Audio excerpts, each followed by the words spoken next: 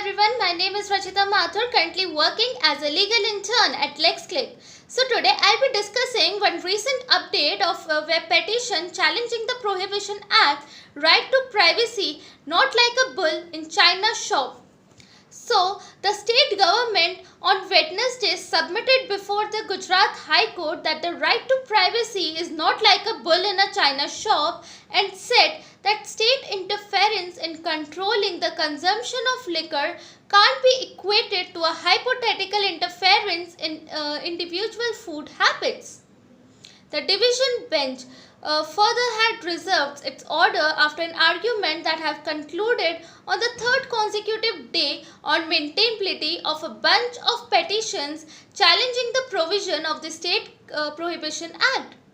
The petitioner challenging the prohibition law submitted that on constitutional issues, the state should not insist that the matter be thrown out in the initial stage itself, and it should grapple with the merit and assist the court in coming to the right decision. While responding to an argument by the petitioners on June 22nd that if the state controlled the consumption of liquor in the privacy of home, it might as well control the consumption of food in home. So the Advocate General, who is representing the state government, registered his serious objection and said that their argument sounds like a plea of aristocracy, that is, a right to eat non-veg within the four walls of your home, and it can never be equated with the right to consume the intoxicating drink which is injurious. Tomorrow, somebody may say that you should not trouble me or harass me if I am taking drugs within the four walls of my house. So this concept of privacy right is not like a bull in a china shop. It may also be subjected to reasonable restriction depending upon the social, environment, moral background, public interest, and these are the propositions which have been laid down by the judgment of Supreme Court relied upon the petitioners. Further, the Advocate General submitted that while a law which was declared valid years ago can be declared invalid years later. So according to the Advocate General, the changes affected in the Gujarat Prohibition Act over the years are cosmetic in nature and the substance of the original section has been kept intact.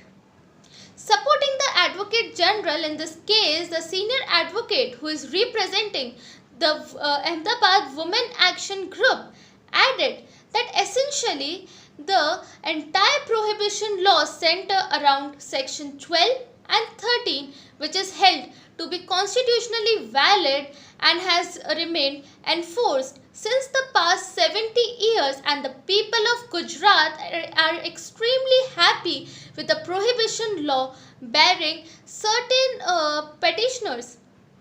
While Jenny said that women organization would earnestly urge not to accept the submission of the petitioner. Further, the senior advocate who is representing the petitioners submitted that if it is accepted that the various sections are new sections and have never been tested while rejecting the petition as non-maintainable is not permissible. He further argued whether there is a right of privacy, whether it includes a choice of intoxicating drink, whether that right is newly conferred, whether it involves an examination on merit, and if that be so, then right newly conferred in 2017 can't be held to have been answered in the negative in the judgment of 1951. Further, the senior counsel who is representing the petitioner added that the reliance being placed upon the judgment by the state and others supporting the law and objecting the maintainability, which are more than half a century old, must always be give way to a new look at a matter, otherwise a constitutional progress will take place. So while concluding the contending the argument that Supreme Court has upheld the act as a whole, Joshi also pointed out that the interpretation was in the context of three issues of encroachment in the fields, which is of central legislature, interference with the interstate trade and provisions of Section 297 of Government of India Act only. It is not a general rubric. Thank you.